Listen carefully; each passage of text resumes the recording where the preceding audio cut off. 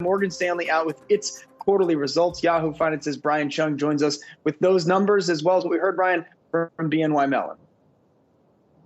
Well, guys, we made it through the end of banking earnings season. Well, of course, that means that all the other companies are about to report, but at least for me, I'm about to wrap up. But Morgan Stanley reporting their earnings this morning, their investment banking revenues up, get this, 128%. That was to $2.6 billion for the quarter. That explains why they were able to beat on the top and bottom lines, $15.7 billion in top line revenue on the bottom line, earnings adjusted per share of $2.22. Now, keep in mind, Morgan Stanley had a pretty noisy quarter when you consider that this is the first quarter that they had announced that covers the Eaton Vance acquisition that it had finished on March 1st. This is also the only the second quarter of earnings reflecting that E-Trade acquisition. So Morgan Stanley obviously having a very big hand now in the retail trading and brokerage platform space. But one thing I want to point out that's very unique about their earnings report was this little footnote that said they had a loss of $644 million, quote, related to a credit event for a single prime brokerage client. There was also another $267 million of subsequent trading losses related to the same event. And guys, you can kind of read between the lines. Who might that be? It might be Archegos. But one other company that I want to highlight here in the earnings for this morning is BNY Mellon. Their revenue did decrease 5% year over year. So not a rosy story for all of the banks. And that's the reason why I want to point them out. They did have revenue on the top line, $3.86 billion. They had earnings adjusted about 97 cents per share. But keep in mind, this is a custody bank. So when we're talking about the banking industry, you're not going to look at loan pipelines for this bank or State Street for that matter. Money markets have had a really weird time. Negative returns have forced things like fee waivers, which have impacted BNY. It's worth noting, however, that their investment and their wealth management did appear to do pretty well. And Catherine Keating, the CEO of the wealth management business over at that bank, was telling Yahoo Finance's Andy Serwer earlier this week that the stimulus from the Fed and Congress was really helping the banking industry at large. But again, BNY and Morgan Stanley wrapping up the round of bank earnings that we've had this week, guys. Brian, a long week for you. A lot of bank earnings calls to get through. What are some of your takeaways?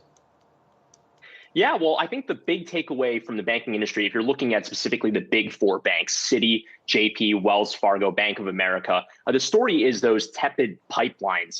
Loan books have not really grown that much. When you look at JP Morgan Chase Consumer and Community Banking Division down 8% or 7%, Bank of America loans down 8%, Wells Fargo average loans down 8%. So we're seeing a lot of those loan pay downs. A lot of the stimulus has helped consumers and also businesses manage their debt, but whether or not that's going to kind of decrease the pressure valve for right now so that later on in the year, maybe in the second half, we can start to see more levering in terms of getting more loans out there as the economy reopens. That's really what these banks are hoping. When you hear a net interest income guidance from a lot of these banks kind of guide on the higher end towards this year, that is definitely part of the optimism, although you're not seeing it in those loan pipelines right now. And then one other thing that's worth mentioning, of course, everyone's got their eye on the reserves for loan losses. This is the buffer that the big banks had built up in the midst of the pandemic last year to sustain any sort of non-performing loans. That really ballooned to as high as $97 billion, at least at those four banks.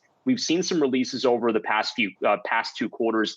Those allowance for loan losses are now about $78 billion is the back of the napkin math for those four banks specifically. So it's definitely lower, but that level is still almost double where it was pre-pandemic, which shows that there's definitely still a little bit more wiggle room for the banks to release further reserves in coming quarters, something that I'm sure the bank analyst community is going to be very dialed into in coming quarters. That the SLR thing, I couldn't keep that straight.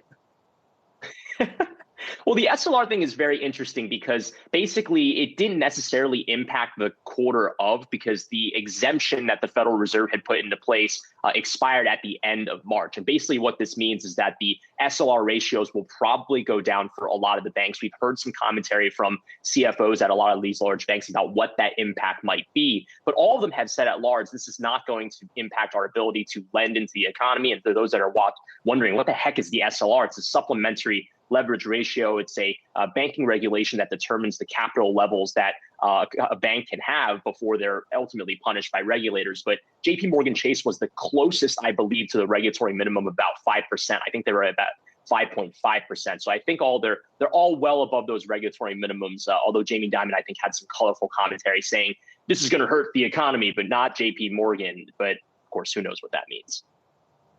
All right, we'll spare the audience the full Yahoo U on SLRs there. All right, Yahoo Finance's Brian Cheung with the latest on bank earnings season.